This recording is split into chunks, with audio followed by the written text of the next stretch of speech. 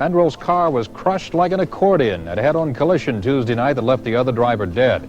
Mandrell's sister Louise, who met the ambulance at the hospital, said Barbara's two children were slightly injured. There is a particular kind of fame that burns so hot and so fast that the person living inside it barely has time to notice what is happening to them.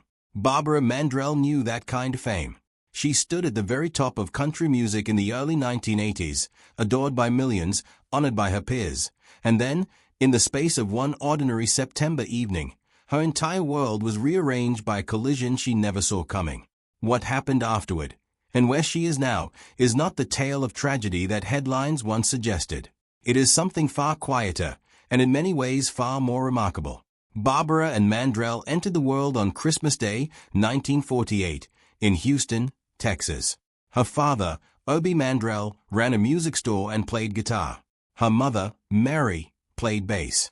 Music in that household was not a hobby tucked into evenings and weekends. It was the operating system of the family. Barbara grew up surrounded by instruments the way other children grow up surrounded by toys, and she treated them the same way, picking each one up, testing it, mastering it, and moving to the next. By the time most children are learning to tie their shoes, she was already fluent in steel guitar. Banjo, saxophone, accordion, and mandolin followed in rapid succession, each one absorbed with a kind of hunger that unsettled the adults around her. At 11 years old, she was invited to perform steel guitar at a trade show in Chicago, and the response was immediate.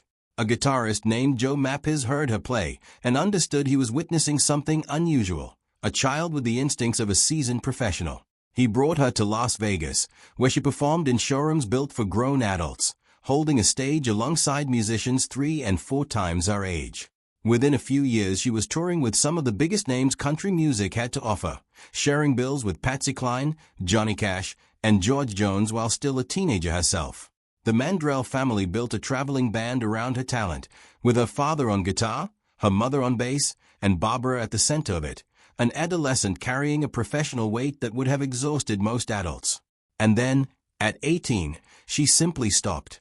In 1967, she married Ken Dudney, a Navy pilot who had played drums in the family band, and she left the road behind to build a life as a military wife. For a while it looked as though the prodigy had chosen an ordinary existence over the extraordinary one that seemed destined for her. But an ordinary existence never quite fit.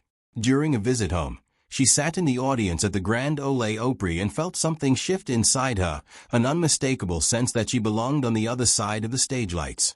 She went home, talked it over with her husband, and turned back toward the career she had walked away from. In 1969, she signed with Columbia Records and began again, this time as an adult with a clear sense of what she wanted.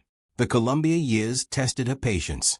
She recorded steadily, built a loyal following on the strength of her live shows, and earned deep respect from fellow musicians who understood exactly what she could do, yet the commercial breakthrough she needed kept slipping just out of reach. It took a move to ABC Records in the mid-1970s, and a production team willing to build songs around her actual voice instead of forcing her into someone else's mold, to finally unlock what had been building for over a decade. In 1978, Sleeping Single in a Double Bed became her first #1 single. A year later, If Loving You Is Wrong I Don't Want to Be Right confirmed that the breakthrough was no accident. Then, in 1981, she released the song that would follow her for the rest of her life, I Was Country When Country Wasn't Cool, a declaration of loyalty to a genre that had spent decades fighting for respect, and an anthem for an audience that heard its own story in every line. The recognition that followed was almost unprecedented. She won the Country Music Association's Entertainer of the Year award in both 1980 and 1981, becoming the first artist ever to win it in consecutive years. She was not simply one of the best female vocalists working in Nashville. By the vote of the industry itself, she was the best entertainer in country music, full stop, 2 years running. That kind of standing opened a door almost no country performer had walked through before, a network television deal. Barbara Mandrell and the Mandrell Sisters premiered on NBC in 1980, a primetime variety show built around Barbara and her younger sisters, Louise and Earlene. She sang, played half a dozen instruments on camera, performed comedy sketches, danced, and hosted, all while maintaining a grueling touring and recording schedule. The show pulled strong ratings for 2 seasons. Then Barbara ended it herself, citing exhaustion and vocal strain, choosing to walk away from a hit rather than let it wear her down. It was an early glimpse of a pattern that would define the rest of her life, an instinct for knowing exactly when enough was enough, and the discipline to act on that knowledge even when everyone around her wanted more. Then came September of 1984, the pivot point around which the rest of her life would turn. Driving on a two-lane stretch of Highway 31 near Hendersonville, Tennessee, with two of her children in the car, Barbara was struck head-on by a vehicle that had crossed the center line. The young driver of the other car, only 19, was killed instantly. Barbara survived, but barely. She suffered a severe concussion, a broken femur, a shattered ankle, multiple broken ribs, and significant knee damage. Her children were also hurt, though less severely. She has said in later interviews that she had instituted a new family rule about seatbelts that very same day, and had buckled hers for what she believed was the first time in years only hours before the crash. Whether that single decision saved her life is something no one can prove with certainty, but she has never stopped crediting it. The physical recovery alone took roughly a year and a half, weeks confined to a hospital bed, months in a wheelchair, an unrelenting stretch of physical therapy just to relearn how to walk without assistance. But the deeper wound was invisible to the cameras waiting outside the hospital. She battled depression. Entire stretches of her memory, personal and professional alike, had simply vanished. Friends and family noticed changes in her personality that frightened them, moments where the woman they knew seemed to be reassembling herself from the outside in. Compounding the pain, she filed a lawsuit connected to the crash, driven by the sheer scale of the medical costs facing her family, and much of the press covered it as though a wealthy celebrity were attacking a dead teenager's memory. The public narrative and the private reality had almost nothing in common, and the gap between them added a layer of suffering that had nothing to do with her physical injuries. In the middle of all of it, in 1985, she gave birth to her third child, Nathaniel, a moment she has described as holding the worst pain of her life and the deepest gratitude of her life at exactly the same time. She returned to the stage in 1986, roughly 18 months after the wreck. Audiences who came out to see her were often moved simply by the sight of her standing upright, singing, alive. The comeback was real, and by most measures it succeeded. But people who had known her before the crash sensed something different in how she carried her career afterward.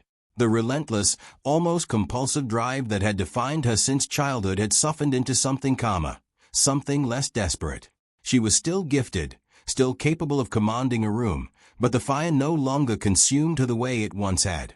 In 1990 she published an autobiography, Get to the Heart, My Story, laying out the crash, the depression, the memory loss, and the long climb back to something resembling normal life with a level of honesty that surprised readers used to sanitized celebrity memoirs. The book later became a television movie. She kept touring through the 1990s, fulfilling commitments and performing for audiences who remained loyal to her, but the bond between Barbara and her career had changed shape. She was performing because she was good at it and people wanted her, not because she could not imagine existing without it. That shift, subtle as it sounds, was the beginning of the end of her performing life. On October 23, 1997, Barbara Mandrell walked onto the stage of the Grand Ole Opry House for the final time. She was 48 years old.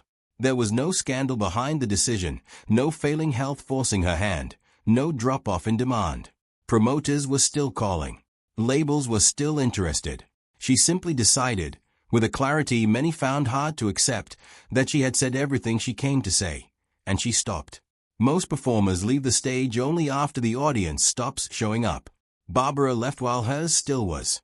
After retiring from music, she tried acting for a few years, taking guest roles on shows like Sunset Beach, Diagnosis Murder, Touched by an Angel, Baywatch, and Empty Nest. She was comfortable enough on camera, but acting never became a calling the way music had been, and she eventually stepped back from that too, without fanfare, closing the loop on a life defined by voluntary exits made entirely on her own terms.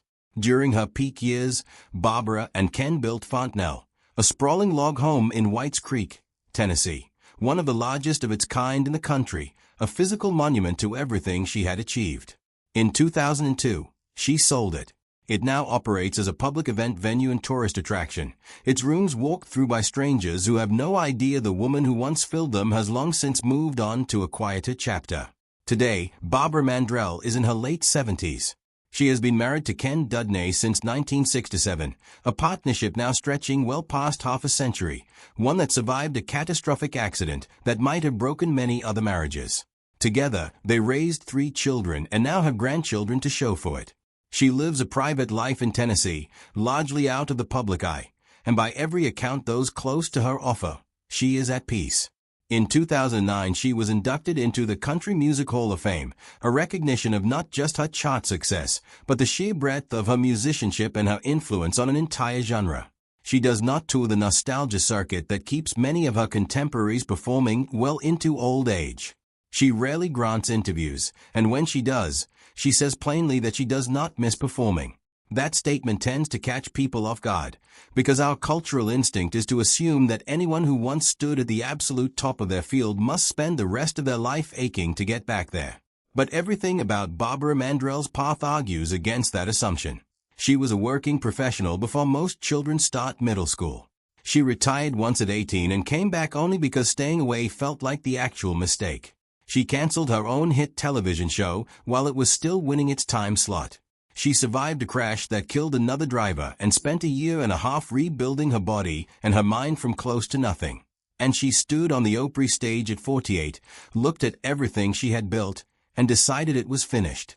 The girl who began working at 11 and the woman who has spent nearly 3 decades choosing stillness are, in the end, the same person, guided by the same unshakable sense of when to hold on and when to let go. That she found contentment in walking away, rather than regret, may be the truest measure of everything she accomplished. Like, subscribe, and follow for more.